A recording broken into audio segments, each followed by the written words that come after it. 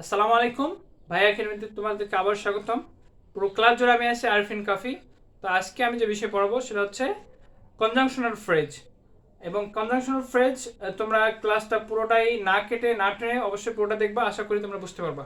তো চলো আমরা ক্লাসে চলে যাই। কনজাংশনাল ফ্রেজ, কনজাংশনাল ফ্রেজ হতে গেলে অবশ্যই কি থাকতে হবে? কনজাংশন,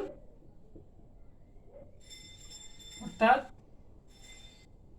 কনজাংশন প্লাস কনজাংশন দুই বা ততোধিক, দুই বা ততোধিক যদি কনজাংশন, দুই বা ততোধিক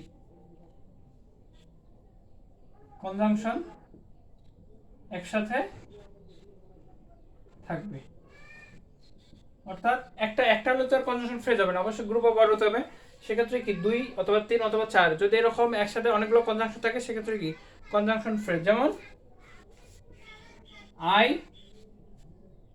drunk water, I drank water as much as I could.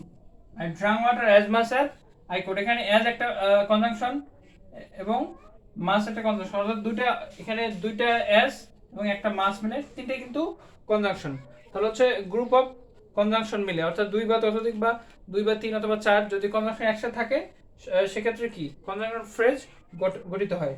এবং আমরা দেখি যে এখানে এটা কি কনজাংশনের মতো কাজ করতেছে, অর্থাৎ দুইটা এখানে একটা এখানে একটা ক্লোজ আছে, এখানে একটা ক্লোজ, দুটো ক্লোজকে একসাথে জুড়ে দিয়েছে বা একসাথে যুক্ত করছে, সেক্ষেত্রে কি এটা কনজাংশনের মতো কাজ করছে। সুতরাং আমরা বুঝলাম যে কনজাংশন ফ্রেজ অবশ্যই কনজাংশন, গ্রুপ অফ কনজাংশন দুই বা ততোধিক কনজাংশন একসাথে থাকবে এবং কাজ করবে বা অবস্থান করবে কনজাংশন যেসব জায়গায় কাজ করে এবং যেসব জায়গায় অবস্থান করে।